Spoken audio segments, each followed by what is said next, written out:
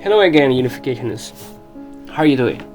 Here we come again with this super important message. The former video was about the Concubines Lineage Part 2. This video will be about the third part of the Concubines Lineage. And we are going to solve questions like, what central figures of Christianity had more than one wife? What would be the fate of those people who make a scandal of this practice? And has Satan also passed his lineage through concubines? Let's find out.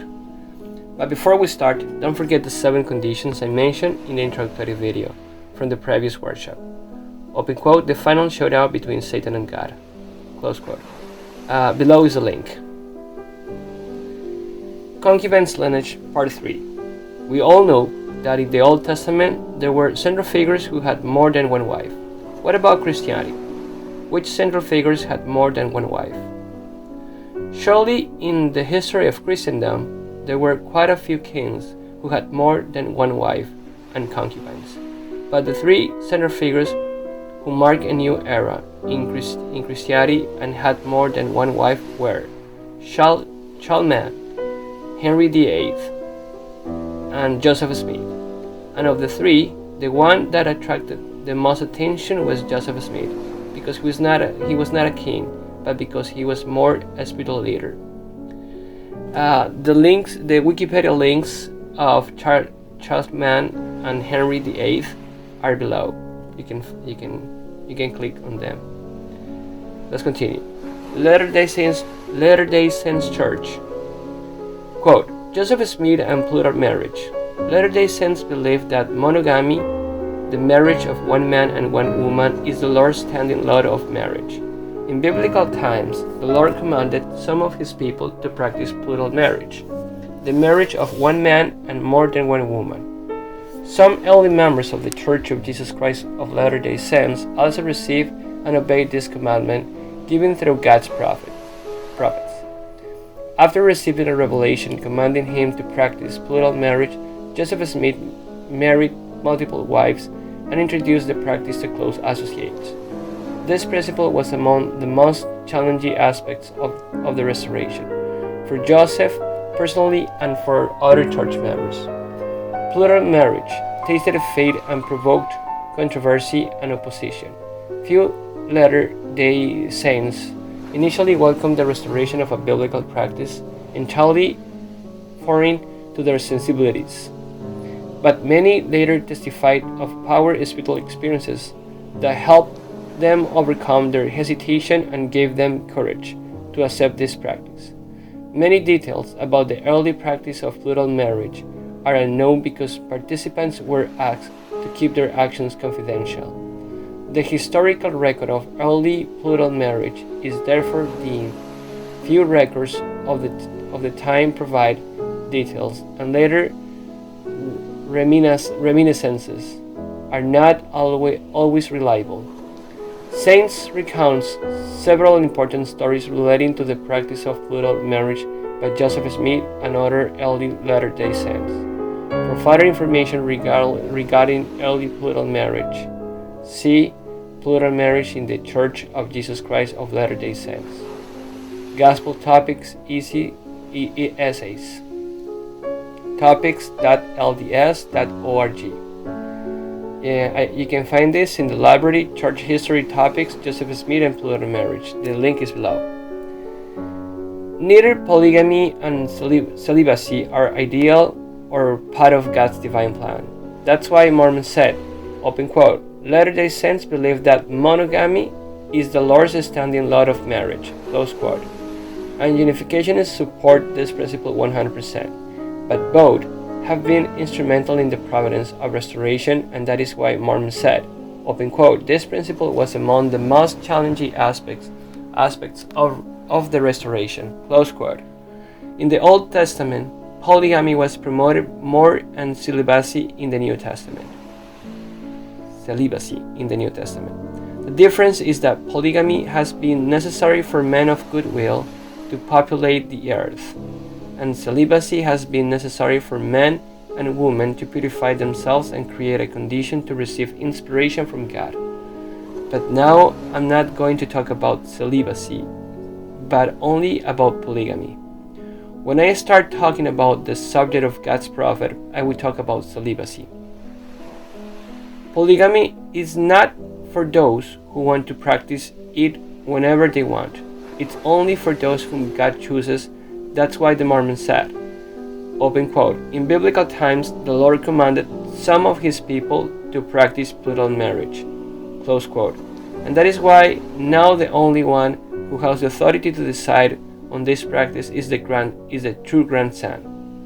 Anyone else who is doing it is committing adultery, and not even the official Mormon Church, LDS, continues because they stopped this practice long ago. However, there are churches that continue, but those are Cain-type churches. Latter-day Saints Church, quote, Manifesto. For much of the 19th century, a significant number of members of the Church of Jesus Christ of Latter-day Saints practiced plural marriage, the marriage of one man to more than one woman. The beginning and end of the practice were directed by revelation through God's prophets. The initial command to practice plural marriage came through Joseph Smith, the founding prophet and president of the church.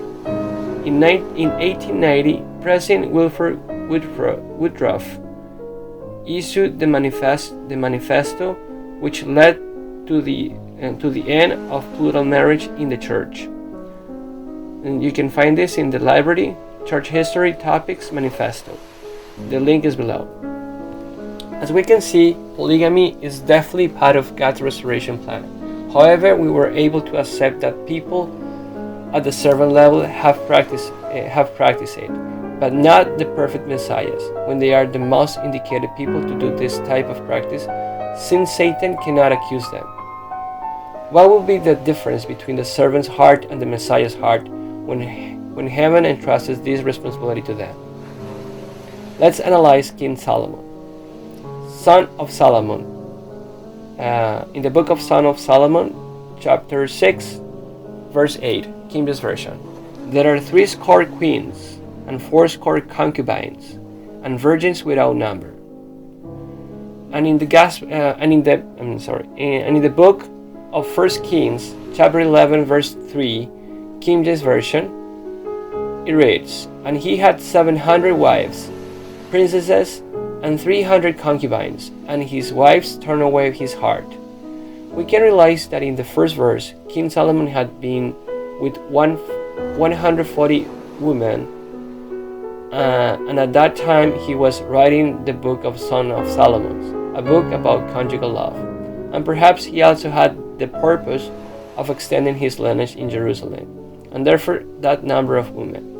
But in the second verse, he was already with 1,000 women, including foreigners, and therefore all of them turned away his heart. Now, let's analyze with King David what effect the nakedness of a single woman produces. 2 Samuel chapter 11, verse 2 to 4, King James Version. And it came to pass in an evening tide that David arose from off his bed and walked up the roof of the king's house. And from the roof he saw a woman washing herself, and the woman was very beautiful to look up on. And David sent and inquired after the woman.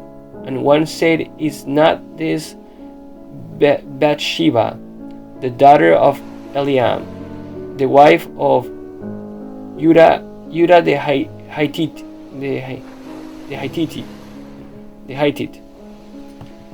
And David sent messengers and took her, and she came in unto him, and he laid with her, for she was purified from her uncleanness, and she returned unto her house. In 2 Samuel chapter 12, verse 9, King James Version. Wherefore hast thou despised the commandment of the Lord to do evil in his sight? Thou hast killed Uriah the Hittite with the sword, and hast taken his wife to be thy wife, and hast slain him with the sword of the children of Ammon. If this is produced by the nudity of a single woman, imagine 1,000 women. Therefore, to answer the question, what will be the difference between the servant's heart and the Messiah's heart when heaven entrusts this responsibility to them? That there is a high probability that the servant's heart can turn away. Instead, the heart of the Messiah is absolute and will never turn away. That is why my recommendation is that we stay away from this practice and let the Messiah decide. Now the question is, what will be the fate of those people who make a scandal and accuse the man of God of this practice when it is commanded by heaven? In the book of Genesis, chapter 9, verse 20 to 25, King James Version, and Noah began to be a husbandman, and he planted a vineyard. And he drank of the wine and was drunken, and he was uncovered within his tent. And Ham, the father of Canaan, saw the nakedness of his father, and told his two brethren without. And Shem and Japheth took a garment, and laid it upon both their shoulders, and went backward, and covered the nakedness of their father, and their faces were backward, and they saw not their father's nakedness. And Noah awoke from his wine, and knew what his younger son had done unto him. And he said, Cursed be Canaan, a servant of servants shall he be unto his brethren. Let's first interpret the meaning of Ham, open quote, Ham, the father of Canaan, saw the nakedness of his father, close quote. In Leviticus chapter 18, verse 6, King James Version, it reads, None of you shall approach to any that is near of kin to him, to uncover their nakedness. I am the Lord. And in the same passage, but in another Bible's version, the New International Version, it reads, No one is to approach any close relative to have sexual relations. I am the Lord. Close quote. The question is, who had sex, Noah or his son? The Jews and Christians who interpret this verse insist on the thesis that who had relations was Ham with Noah's wife, who was his stepmother. They draw this conclusion from this verse. In Leviticus chapter 18, verse 8, King James Version, The nakedness of thy father's wife shall thou not uncover, it is thy father's nakedness, close quote. And it makes sense, but the question is, if Ham had relations with his stepmother, why did he accuse his father to his brothers making a scandal? The truth is that Noah had relations with his daughter-in-law, Ham's wife, because she had the position of concubine. Why? If we read in the Divine Principle, open quote, 3.1.1, Noah's day was the last days, close quote, page 86 PDF. It wouldn't make sense for those to be the last days if there was no Messiah. That means that the fruit of that relationship was going to be the Messiah. Ham, in the position of the archangel should have offered his wife to his father in the position of God, in gratitude for saving him. But what happened was the opposite. He was scandalized and accused his father. Another proof that Noah slept with his daughter-in-law is that, for example, Lot's daughters made him drunk with wine and had relations with him to bring offspring. Genesis 19:30-38. And this relates to the verse 21. And he drank of the wine and was drunken, and he was uncovered within his tent. Close quote. And the result of this failure was in verse 25. Open quote. And he said, Cursed be Canaan, a servant of servants shall he be unto his brethren. Close quote. As we already studied, the number 25 represents the arrival of the Messiah. And that would be a blessing. But the opposite happened, a curse that we still have to pay. We still have to pay for. Therefore, to answer the question, What will be the fate of those people who make a scandal and accuse the man of God of this practice when it is commanded by heaven?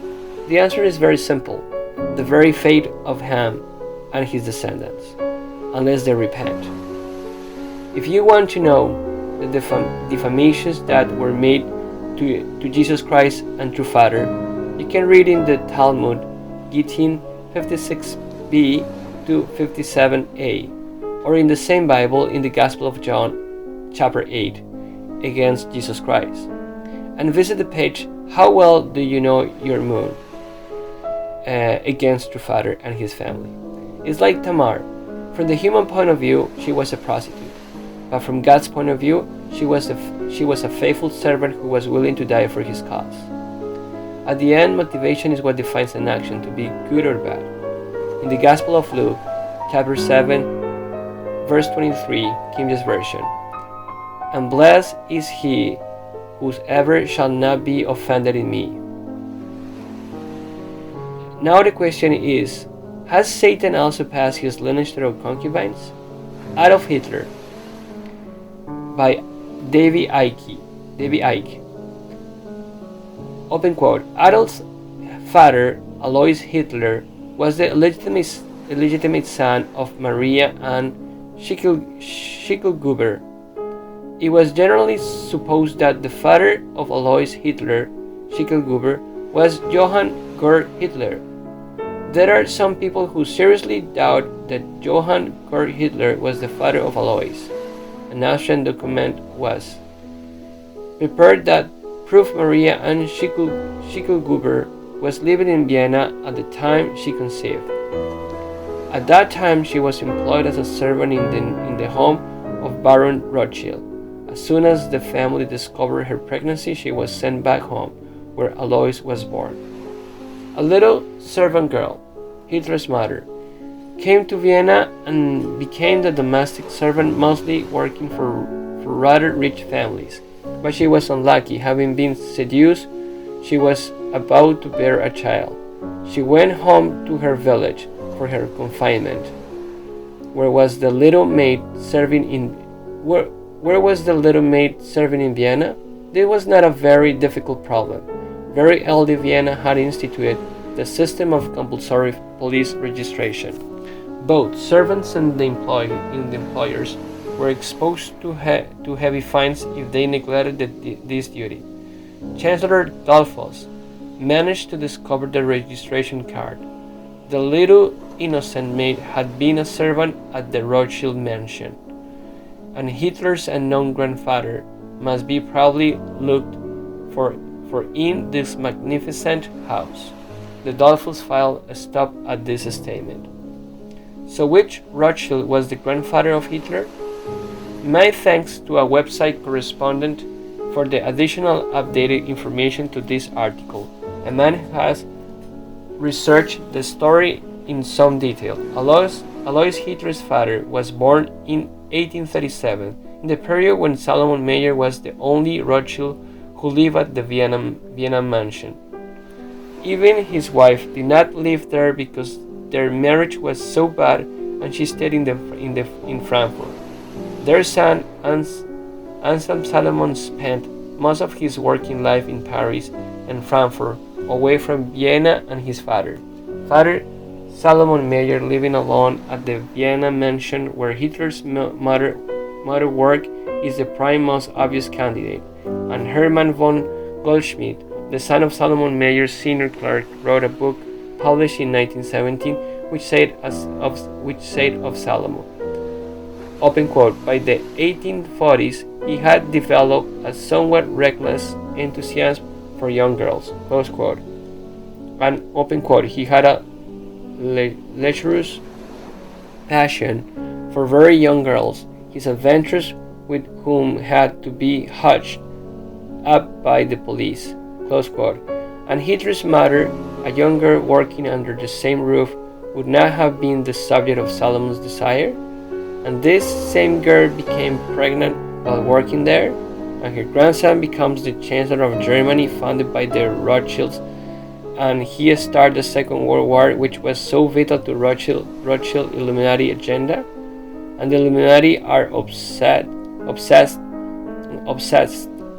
with putting their bloodlines into power on all sides in a conflict, and the Russians are one of their most key bloodlines, and it is all a coincidence. Hitler was a Rothschild, and you can find this in the speech or the documentary. Its name is "Was Hitler a Rothschild?" by David Icke. Okay, Alois Hitler was the legitimate child. The satanic Zacharias type father was Salomon Meyer. The satanic Joseph type father was Johann Georg Hitler. The satanic Mary type mother was Marianne Schicklgruber. Vladimir Putin. Alexei Beyer. The full name of every Russian consists of 3 parts. Only the first name is given, and there is no middle name of the kind used in Western cultures. Both the Russian middle name and last name are predetermined by family lineage.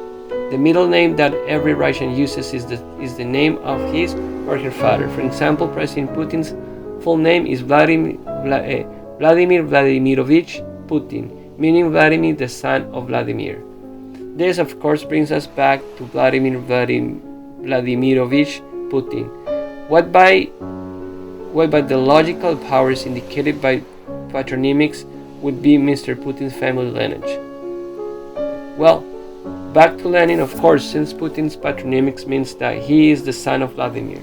Hence, perhaps, such Leninist tactics as closing down the free media, strengthening the role of the state, and turning more confrontational with the imperialist West. You can find this in the Globalist Vladimir Putin Suspect Family Lineage by Alexei Beyer, August 20, 2001. Alexei Beyer, Nikita Sergeyevich Khrushchev, was replaced in 1964 by Leonid I. Brezhnev, who instituted a more repressive communist rule. No wonder then that he shared the patronymic with Lenin. Both were called Ilik, the son of Ilya, the Russian version of Elisha, the Old Testament prophet. Lenin, of course, was considered to be the prophet of communism, and under Brezhnev, the Soviet Union attained what was then called the developed socialist stage, which was to precede communism directly. You can find this in the Globalist Vladimir Putin Suspect Family Lineage by Alexei Beyer, August 20, 2001. The link is below. Staff Reuters. Vladimir Putin's paternal grandfather worked as a cook for both Vladimir Lenin and Joseph Stalin, the president said in a film posted on the internet on Sunday. In the 2-hour documentary called Putin the President said Spiridon Putin was a valued member of Stalin's staff. The wartime Soviet leader, who died in 1953, conducted extensive works during his around 3 decades in power. He was a cook at Lenin's and later at Stalin's, at one of the dachas in the Moscow area. Putin said in the film seen by Reuters. Interviewer Andrei Kondrashov, who became the president's election campaign spokesman in January, said Spiridon Putin continued to cook for the Soviet establishment until shortly before he died in 1965, age 86. Kremlin spokesman Dmitry Peskov said the information in the film was accurate. You can find this in Global News. Vladimir Putin says his grandfather worked as a cook for Lenin and Stalin by Staff Reuters. The link is below. Parents: Vladimir Spiridonovich Putin and Maria Ivanovna Putina. Vladimir Spirinovich Putin, who was the illegitimate child. The satanic Zacharias type father, Vladimir Lenin, communist prophet. The satanic Joseph type father, Spiridon Putin. The satanic Mary type mother, Olga Ivanovna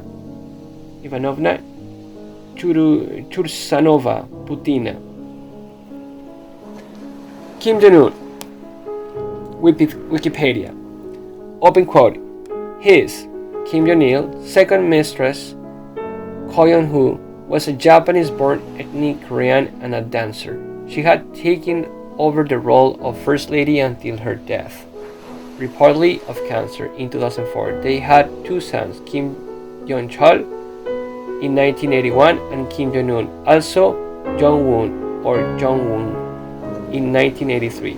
They also had a daughter, Kim Yo-yeon, who was about 23 years old in 2012. You can find this in Wikipedia. Kim Jong-il, personal life, family.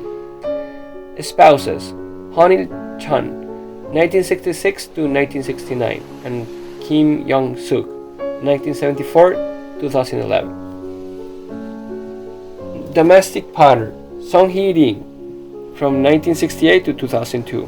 Ko Yeon-hee, 1977 to 2004, and Kim Ok, 2004-2011.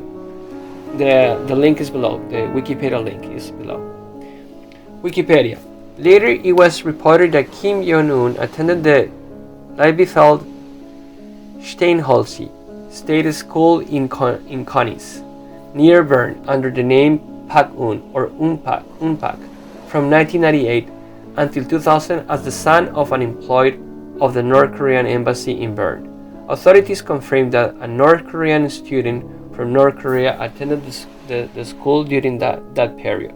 Pak-un first attended a special class for foreign language children, and later attended the regular classes of the 6th, 7th, 8th, and part of the final 9th year, leaving the school abruptly in the autumn of 2000. He was described as a well-integrated and ambitious student who liked to play basketball. However, his grades and attendance rating are reported to have been poor. The ambassador of North Korea in Switzerland, Richel, had a close relationship with him and acted as a mentor. One of Pak-un's classmates told reporters that he had told him that he was the son of the leader of North Korea. According to some reports, Kim was described by classmates as a shy child who was awkward with girls and indifferent to political issues, but who distinguished himself in sports and had a fascination with American National Basketball Association and Michael Jordan. One friend claimed that he had been shown pictures of Pak-un with Kobe Bryant and Tony Kukoc. You can find this in Wikipedia, Kim Jong-un, early life. The link is below. So Kim Jong-un, who was the legitimate child. The satanic Zacharias type father, Kim Jong-il. The satanic Joseph type father, Ri So-yeon. Open quote. The ambassador of North Korea in Switzerland, Richel, had a close relationship with him and acted as a mentor. Close quote. The satanic Mary type mother, Ko Yeon-hee. You can watch a video about the North Korean Kim Jong-un's Hidden Pleasure Squad by Kaeva. I recommend you. That is good. It's good video. For general information. Yes. Okay. Let's finish. With this, we can realize that Satan knows very well God's plan and uses the same system to carry out his plan. The only thing that changes is the motivation. God's motivation is 100% unconditional, where he sacrifices himself for the sake of others. And Satan is the opposite. His motivation is 100% selfish, where he seeks to sacrifice others for his own benefit. Thank you very much. God bless you, and I wait for you at the next lecture. Adieu.